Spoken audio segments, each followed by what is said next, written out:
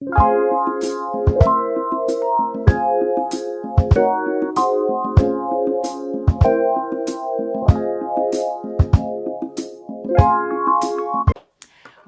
back to another episode. It's your girl Sierra. And I'm your girl Glenna. And this is our show, Nothing But, where we say the shit that you're too scared to say out loud. But if you want real talk and good laughs, tonight is the night that you need to be here. Don't forget that we are not professionals. We just speak our truth, say what we want to say, and just talk about random stuff. Okay, so tonight we're going to start out with our nothing but trending topics. Nothing but trending topics. So it's going to segue into what we're really going to talk about tonight. Trending topic has been the Ed Gein episode, the documentary that's been on Netflix. So Sierra and I have been watching it together. We didn't watch it separate. Came over, watched it all together. I don't even like scary movies. It's not scary. But I didn't know what it was going to be because, he murdered a lot of people, but I didn't know what it was going to be like. Yeah, he definitely murdered a lot of people. So the first episode we got to watch, and within the first 5 minutes, he's running around his bedroom in his mom's bra and panties, I guess trying to choke himself. I don't even know what he was hanging himself from the door with his mother's lingerie on. Okay. And he was, doing the deed. And his mama caught him and made him stand in front of her downstairs butt naked. I don't know what the punishment was. The whole time I'm thinking, oh my God, what has she got me watching? Mind you, this is not something that I knew about initially. When I played it, me and Glenn had went somewhere and we came back and I was like, let's just throw a movie on. Let's watch a movie. And it was the first one on there and I had been seeing it and I was like, okay, we just gonna watch it. Fuck it. For real. I didn't even know who was playing him until after we got through the first episode. Then I started seeing on the talk shows is Charlie Hunnam that played on Sons of Anarchy, played Jax, which he is sexy as hell. Don't get me wrong, I watched all of Sons of Anarchy. Never would have thought that this was this man after I seen him the first episode. But so it got pretty interesting. And then I started seeing stuff of people saying that after they watched the whole 8 episodes that they felt really sorry for him, that they wanted to give him a hug, they cried. Okay, mind you, we were only into 4 episodes when I saw all of this. So I told Sarah, there's no way in hell that I think that I'm going to feel sorry for him by the end of this. Right. So this past weekend we binge watched the last 4 episodes. Here come Glenna. I kind of feel bad for him. They didn't have to do him like that. I'm like, Glenna, he should have went to prison. I felt so sorry for him. Granted, I didn't cry, but I didn't want to hug him. But I felt sorry for him, and yeah, granted, he did help. He in the series, in the last episode, he did help catch Ted Bundy, which is another serial killer that was around the same time as he was too. So he did do a good deed. Granted, he did a lot of bad deeds. Some shit. He did a lot of bad deeds. Some bad stuff. So I really felt sorry for him at the end. And what I told Sierra after the last episode that I get now, because the guy that played him, Charlie Hunnam, I don't know if I'm saying his name right or not, did an interview that said that they weren't going to concentrate on him killing people, that they were going to concentrate on why he killed them or what made him do what he did. And he said that was the only way that he could play the part, was that they concentrated on that. Okay. So by the time I watched the 8th episode, which you was in and out on the 8th episode, I realized that the reason that he did what he did was because back then that he had mental illness. Which I knew it initially in the beginning. I knew that something was very off with him. Right. Like he wasn't just like a normal person. You could tell immediately. Right. So by the 8th episode, he was having meetings with doctors that they were putting him on medicines, and I think that's how he helped catch. In my opinion, I think that's how he helped catch Ted Bundy, because once he got on this medicine, he was being able to figure out what was going on. So back then, and then what I told Sierra was, back then I think that they didn't know anything about mental illness. Like, you had to be like a professional. Right. So I think that if they had got him maybe on this medicine before he did all of this, or when he was younger, before his mom got involved in all of it, because his mom had a hand in it too. I think that maybe things would have turned out different. Yeah, possibly. Yeah. So yes, I did feel sorry for him at the end, because I mean, he died from cancer. So, and then the girl that supposedly, I think she had mental illness too. She had mental illness too, and she wasn't even on any kind of I don't medicines. think that she took it as serious, because obviously she wasn't out here, killing people and going to dig up dead bodies and stuff. Right.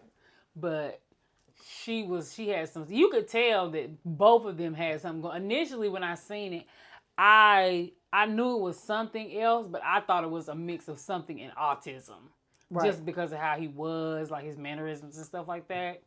But, I should have known it was, had something to do with schizophrenia, because he would have visions and stuff. He would see stuff and he would imagine stuff, and it was like it was really happening. Like when he killed his brother. Mind you, I don't know if any of this stuff is like actually some of the stuff that they show on the show. I don't know if it's actually stuff that happened, because when he killed his brother, he actually thought his brother was still alive. Yeah, running behind him. Yes. And it's like, how do you kill somebody and then immediately think that they're still alive until you come back the next day and the body's still there? Right. And then you go and burn the body.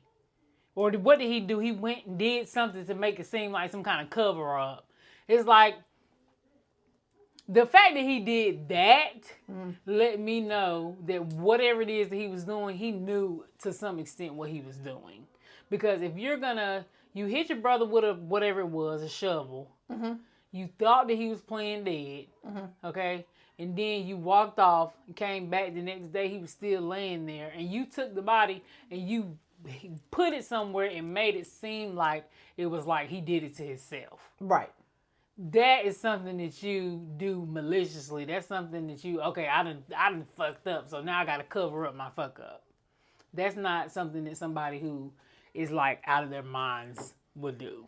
He was a killer. He should have went to jail. He should have went to prison. He should not have been in a psych ward, a mental ward, where he's going to get bubble gum and getting all whatever he want to eat every day. And granted, even if he was in prison, he probably would have been able to still get like letters from fans and stuff like that. People still do that today. But he should have went to prison. I don't care. I ain't feel bad for him, because something was wrong with him. And that did.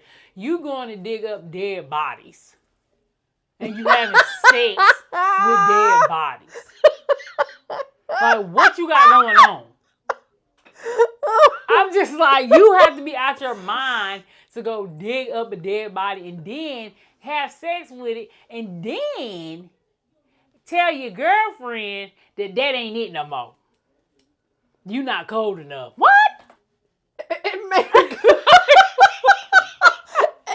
like, what are we talking about? It made her go get in the bathtub of ice. Yeah.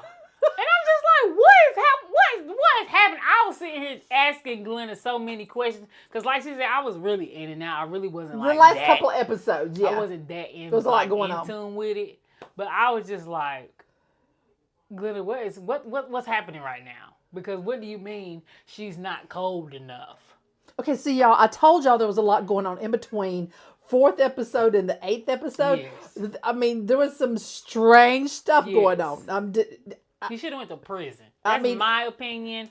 I do not feel bad for him. When you do stuff like that, you end up having cancer and stuff like that. When you out here doing crazy stuff. I mean, that's just crazy.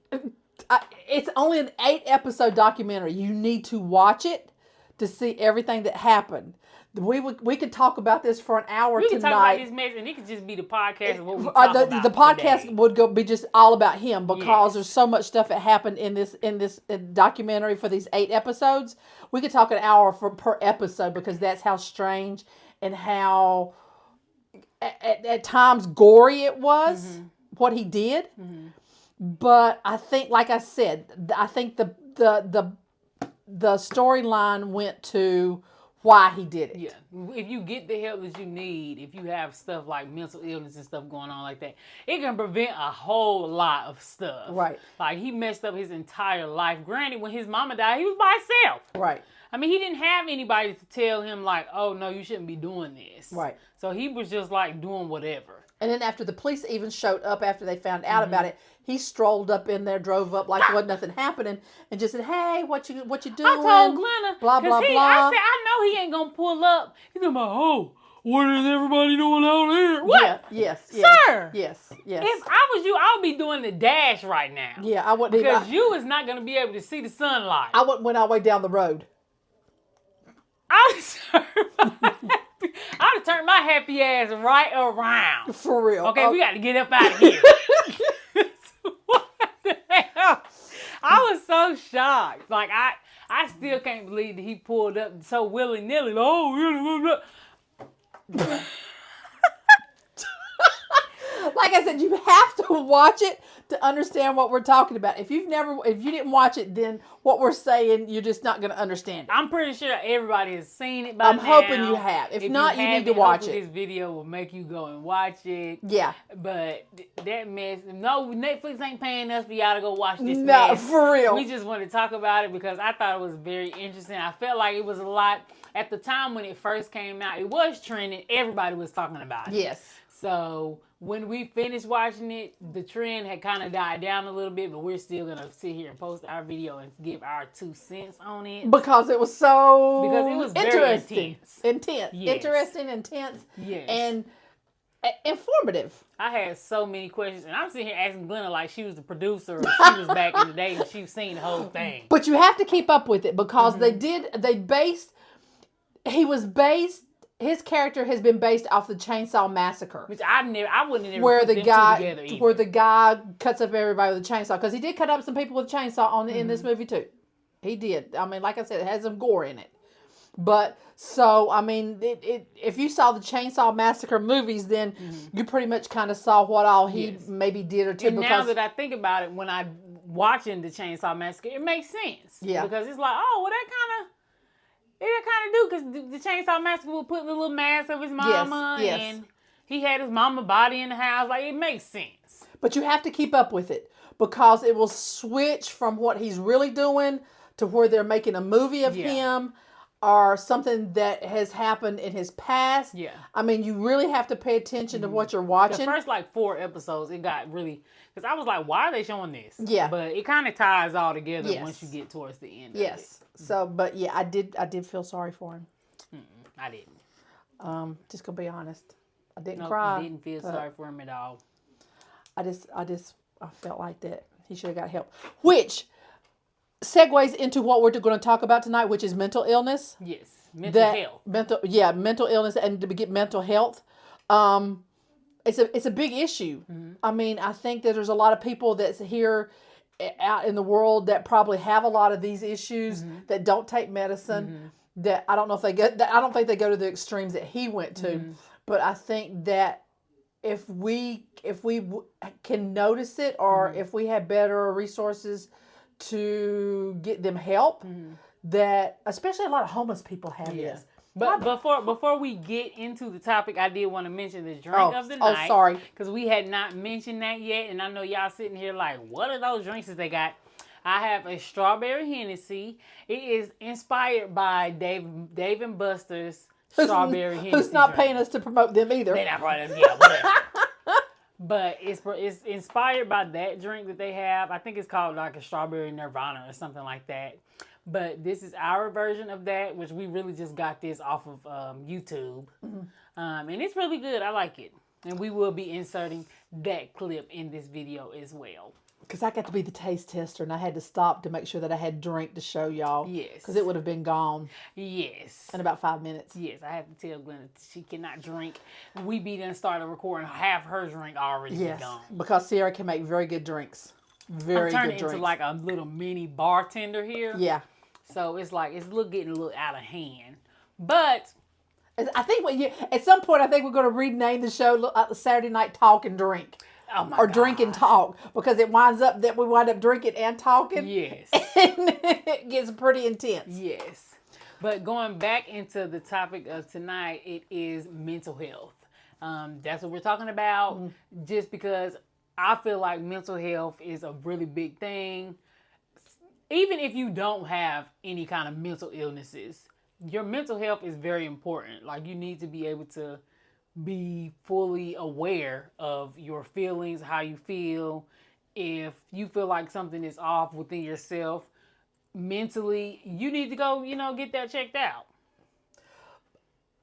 But is there okay? Because I'm new to this. I haven't had, with the exception of having one person that has like the anger issues, and I guess that's mental health too. Yeah, I would consider that mental health. I don't know how. I guess you can have. I guess it's different types of mental health. Am I right or wrong? Yeah, it's a bunch. It's a bunch of different. So types. I don't understand. I mean, there's a lot of different areas or things that people do that are considered mental health. Like people with anxiety, depression, all of those are considered mental health things.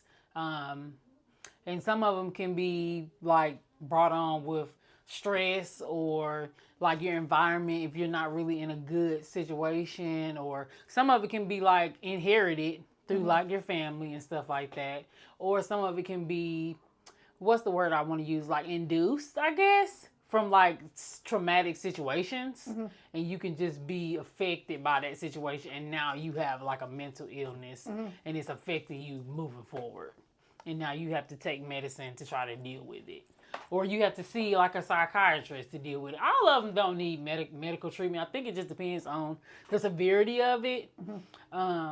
But most of the time, people go see like therapists, or they get medicine for it.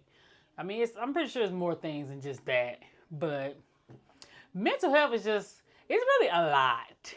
And I feel like you don't necessarily have to be considered mentally ill to, have a mental illness.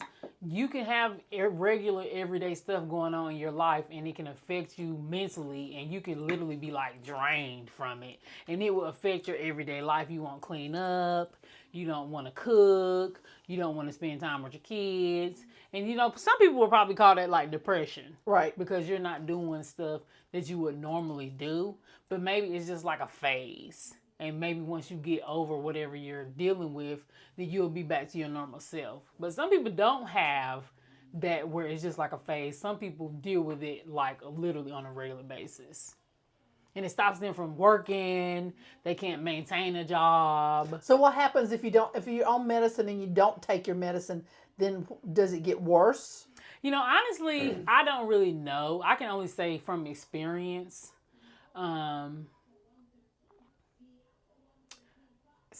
Some people can manage they can manage it for long enough to where it's like cover up of what's actually going on until it just gets so bad to where they can't control it. They can't stop it. And once it gets to that point, it's really no coming back from that. Like, you get to a point to where you have basically like blacked out of reality. Right. And whatever it is that you're doing, you're just doing whatever. You have no sense of reality, of what's actually going on. And I think it's just a lot of people, and I get it. I get you take medicine. A lot of these like medications that are for mental health, a lot of those will make you feel bad.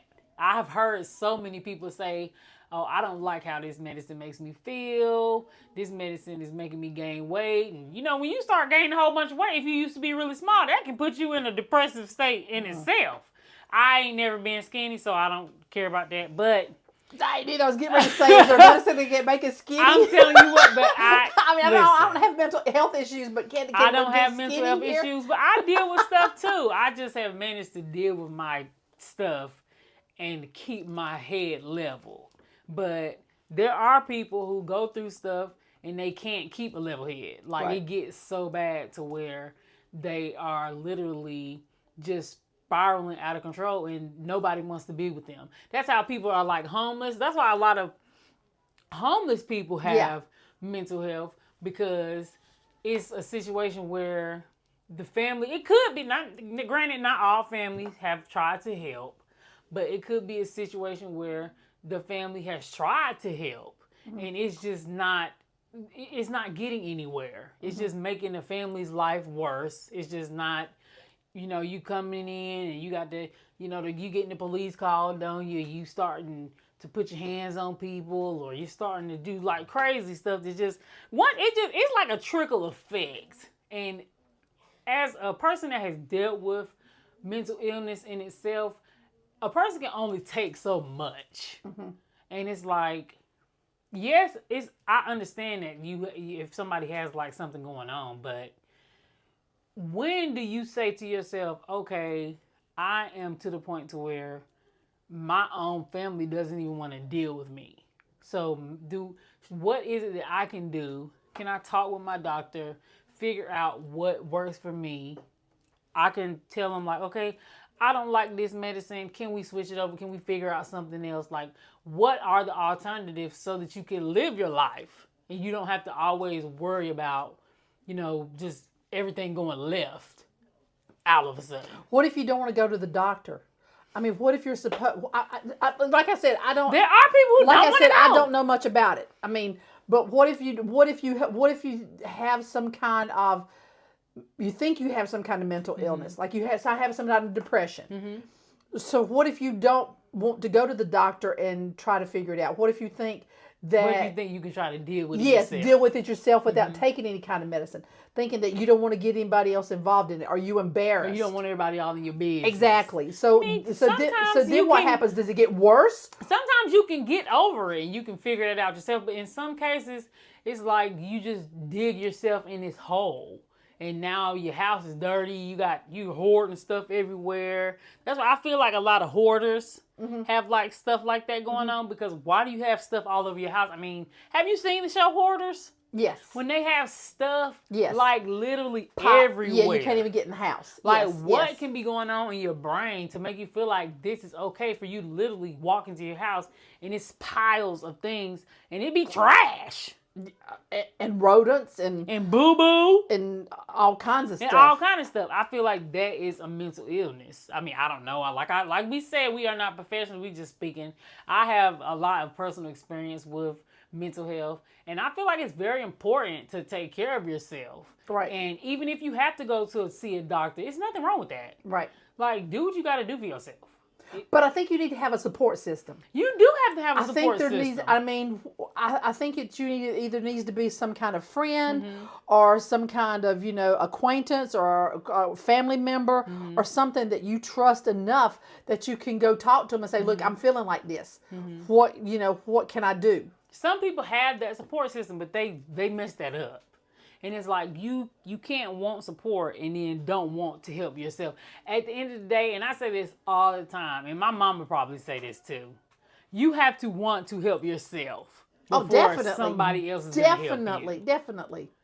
You can come to me and say that you want to do this, and I can convince you and tell you every single possible option of what you can do to fix this problem or what you can do to help yourself. But you have to do it yourself, especially when it comes to like mental illness and stuff like that. At the hospitals and at the doctor's offices, they are really strict with stuff like that. If you go in there and tell them that you're depressed or you tell them that you have stuff, they will keep all of your information private. They will not release it to anybody unless you want it to be released. And you have to tell them, this is who I want it to be told to. If it's not these said people, do not tell them my stuff. Right. And that's perfectly fine, but you have to want the help. You have to do it yourself. But I think a lot of people's afraid to do that because I think they're afraid.